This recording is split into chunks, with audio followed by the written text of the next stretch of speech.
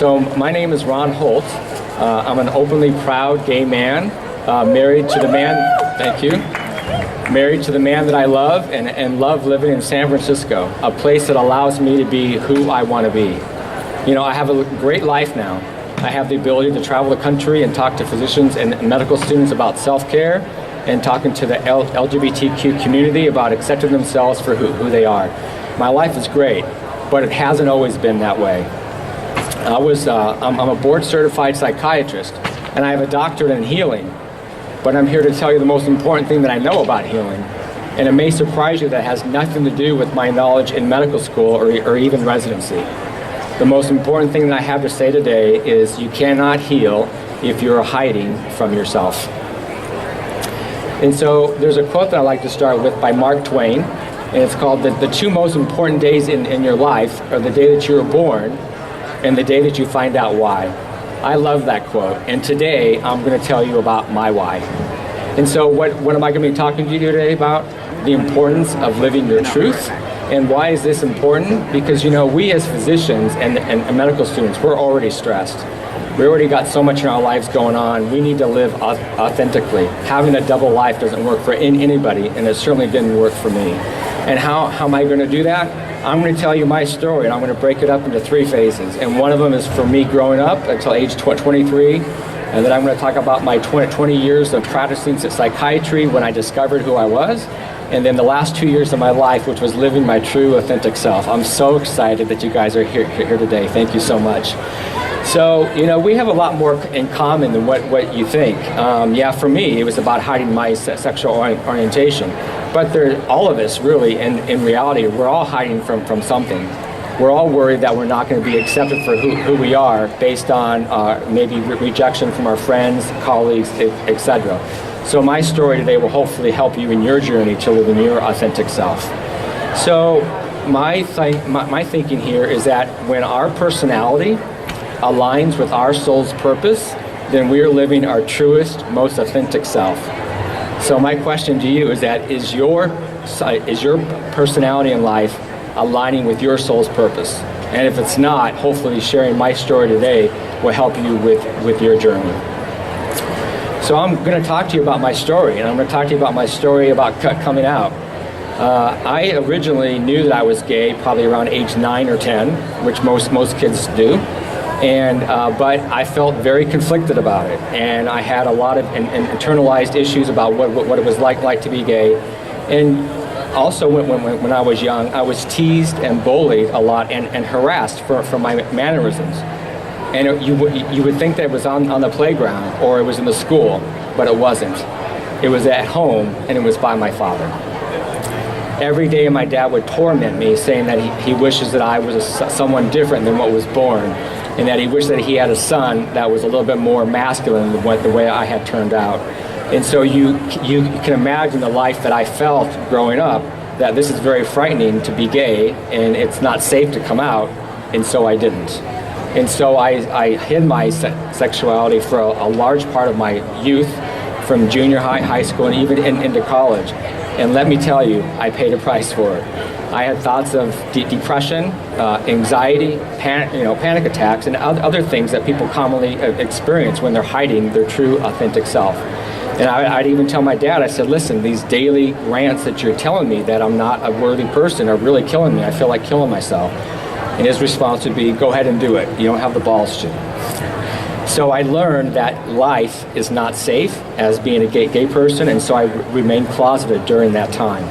In college, I fell in love with my now husband, and we actually kind of came out together, but we came out to each other hiding from others because we knew that it was not safe, and I did not want my father to torment me any more than he was. He ended up finding out that we were hanging out a lot together, and he felt, well, you know, what better to do but to bully these guys for this as well. And even though I wasn't out to my father, that didn't prevent him continuing to harass us throughout college. And so unfortunately, I was not able to come out during college. I was terrified during college. It wasn't until I came out during medical school where I started to make that transition from hiding to thriving. And I'm going to tell you my story about coming out to my father.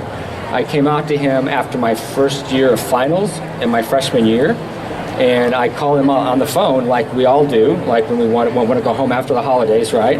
And I said, I'm ready to come home, and he started gay bashing the way that he always did. And I said, you know, Dad, I've actually learned a lot of things now that I realize what you're saying in the past is wrong. And so he says, what are you trying to say? You're trying to say you're gay? And I said, yes, I am. And I have to tell you, that was the most freeing time of my life, because for the first time I was able to be open and honest about who I was to my father, and therefore also to myself. And so he immediately said, okay, you've chosen this life, you've chosen to live this way, you're never welcome home again. And he hung up. And I thought, okay, if that's the price that I have to pay to be open and honest about who I am, then it's worth the price. But then the next day, I started getting harassing phone calls from him. Every day, throughout the day. Called me all sorts of derogatory names, threatening things, and that went on for the next two to 3 days.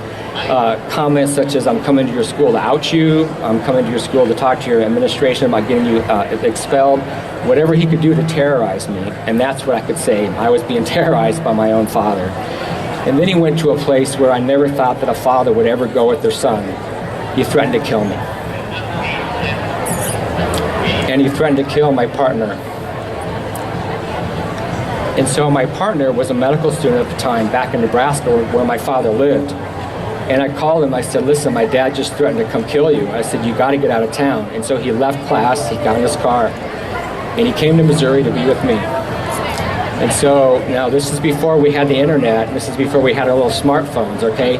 We were alone, all right? There were no resources that were available. We knew that my father knew where I lived, and so we went into physical hiding. We went and got a hotel on our student loans, and we're sitting there in a hotel room trying to figure what to do next. And I would check my voicemails remotely, and he just kept up with the threatening behavior. And I really thought for the first time, I'm not going to get through this. I'm not going to survive. And so it wasn't until we decided after a couple of days that we went back to my apartment and we thought about joint suicide together.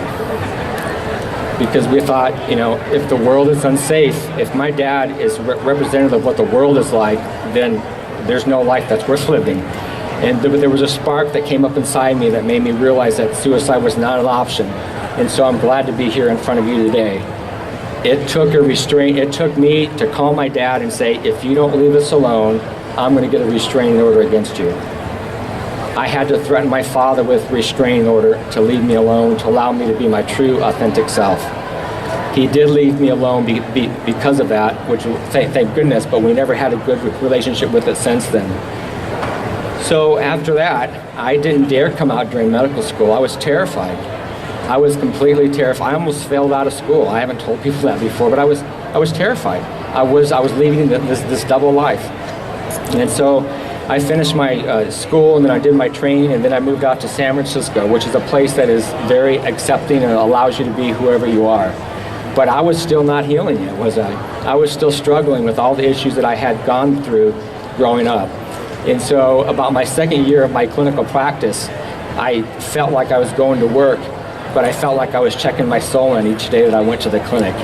I felt like I didn't have a soul, and I realized that I needed to do something to break out of this hiding and start helping others in the healing process. And so in my second year of my practice, I started going to my own therapy. And I started an antidepressant to kind of get me through this. In addition, I started thinking about those kids who were in the same spot that I was when I was their age. And so I started using my vacation time 18 years ago to go back to the Midwest and start talking to kids who are struggling with their sexual orientation or their gender identity. I didn't want them to feel alone. And I can tell you, when I went back and started giving those talks, that was like my soul was rejuvenated, and I was living my life. And I thought, this is what life's about. And so I finally quickly realized that what I was doing with my life, with my job, was simply a way to give me money to use my vacation time to go and travel back to the Midwest and talk to people. And so I did that over the past 18 years, and I mostly focused in on the state of Nebraska, although I've talked to audiences across the country, because those are the ones that are struggling the most in those rural areas, and that's where I was from. I probably talked to over 10,000 students who have heard me in the state of Nebraska. I stand here today as one, but I come here today representing those 10,000. And I'm here today to represent you guys as well. Okay. So the 20 years of transition, you think, well, why is the doctor sitting there going to his same practice for 20 years? Well, I was raised in the industrial way of thinking, right? Where you get a job, you stay there for 30 years, you retire, you have a nice pension, and then you die. Well, we all know that's not what life's about anymore, right? Not for most of us. And so I actually decided, I was talking to my mom about it, like I always did, and I said, you know, Mom, I'm not following my heart, I'm not following my passion. Those kids are out there killing themselves, and I have knowledge that can help them, I'm not doing that. And so one day when we were talking about it, she says, well, you know, I've been thinking a lot about what you've been saying to me, and I really appreciate what your passion of helping others, and so I'm giving you permission to leave your corporate job and follow your heart full-time of traveling the country, talking to people, whoever will listen, so that you can help them live a life that you didn't have to go through. And I realized that I'm an adult and I'm a psychiatrist, and you shouldn't have to have permission from your parents, but there's something about having your parents say, I bless what you're doing, that means a lot, right? And I'm so glad that she did that, because just a few weeks later, she had a major stroke. And she was in a persistent vegetative state. And so I flew down to Arizona, and on her deathbed, I told her, thank you for the conversation that we had just a few weeks ago. I'm going to follow your wishes, and thank you for blessing me to follow my heart, and I'm going to leave the corporate job so that I can help those who are not yet able to help themselves. And that is when my real journey started. So I left my job in March of 2017 last year, and it was an amazing experience for me, because I wrote my first book. I've been giving talks for 18 years now, but I've never written a book to actually put my knowledge in writing. And so I actually got a book and created with my husband called Pride. You Can't Heal If You're Hiding from Yourself. This book, the subtitle actually describes what the book is about. Listen, I'm a board-certified psychiatrist and openly gay man, but coming out for me to my father was so excruciating, I almost literally didn't survive it. And I don't want other kids to go through what I went through. And so I've written a book that I wish that I had had when I was young and struggling with my sexual orientation and my identity. This book is not about making money. This book is about saving lives. And this is why I brought copies today for everybody who wants one. You can take one for free, either for you or for someone in your practice, or for someone, a classmate of yours who would benefit. Because I'm in the mission of saving lives just like you are. So in addition to this book then, we created something called the Pride Coloring Book, which is my love and joy. It's so much fun. It's affirmative affirmations, quotes, and mandalas for young people and adults who are struggling and who need self-acceptance and self-love. There aren't many books that are out there that are like this for the LGBTQ community. And so I was so excited to have both of these done and out together. And when it first came out, I thought, I have to get this book out as soon as I can. And granted, I wasn't able to find a publisher to do it, because at that time there were some changes going on with our administration. And so I decided to self-publish. But before then, I made 1,000 copies of this book. And I took it with me to a conference for educators that specialize in LGBT students and helping them. And I gave them out. And I said, give these to the students who need this. Give these to the students who aren't able to come to a lecture like today to hear me speak, because they have to realize that they're not alone and that they are loved. And that was an amazing experience for me. And so I've been giving away these books all last year, going to conferences. And then I was watching the Ellen DeGeneres show. And they said, Ellen DeGeneres show has a campaign called the Million Acts of Kindness. And if you're doing something that you think Ellen might want to know about, write into us. And I thought, oh, why not? And so I wrote in. And in January of 2018, the Ellen DeGeneres show called me. They called me. And they said, we love your advocacy for students. We love your advocacy for the LGBTQ people and for suicide reduction. And we'd love for you to be in our audience for Ellen's 60th birthday show. That was an invite-only audience. And 2 weeks later, I was down in Burbank in the audience. It was an incredible experience, and I absolutely loved it. It was probably one of the most favorite times of my life. And so after the 2-hour taping with Ellen, she said Cheerios was giving away $1 million grand prize to be split among all of the audience there. And so, but Ellen said, if I give you this money, I want you to use it to pay it forward. And so I did. And so then I started making more of these books and coloring books, and I've been giving them away at conferences this year because I wanted kids to have access to this. Kids don't have money, and plus they also don't have the means to be able to look at books like this, right, with the parents at home. And so this book is also available for free as a download online at my website, drronholt.com. And that's been an amazing experience because I've been getting people that have downloaded the book and reach out to me from around the country. In addition to using some of Ellen's money for these books, I decided I'm going to start a GoFundMe campaign because I want to get as many of these Pride coloring books out to as many kids as I can in time for June Pride Month this year. And so I took $500 from her money, and over 3 months I made it into $16,000. And I was able to get 6,000 of these books, print them out, and send them to 180 different organizations across every state in the country and 3 provinces in Canada.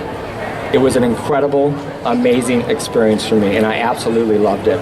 And what was so much more amazing was the comments that started to come in from kids that read the book, from reading it online. And so I'd like to share one of those comments that came recently. This is from someone on social media who wrote, Dr. Ron Holt and I recommend to you on Book Lovers Day a free multi-award winning LGBTQ affirmative book. Trust me, it changed my life in the most amazing way. I was ready to take my own life.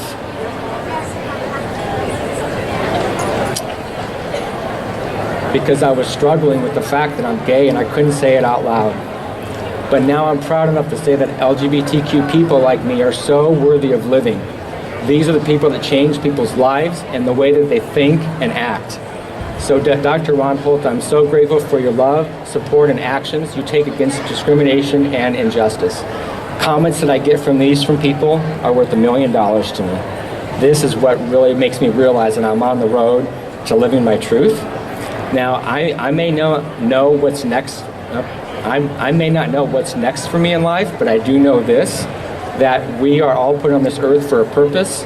And when you find that you are doing something that means more to someone else other than you, then you have a purpose. And if you don't follow that purpose, other people's lives will suffer, including your own. And how sad is that? So my take-home message to you today is please follow your heart. If you're not following your true passion yet, or if you're not living your true self, don't settle. Life is too short. And so with that being said, I hope that sharing my journey today from hiding to thriving helps you find your truth. Thank you.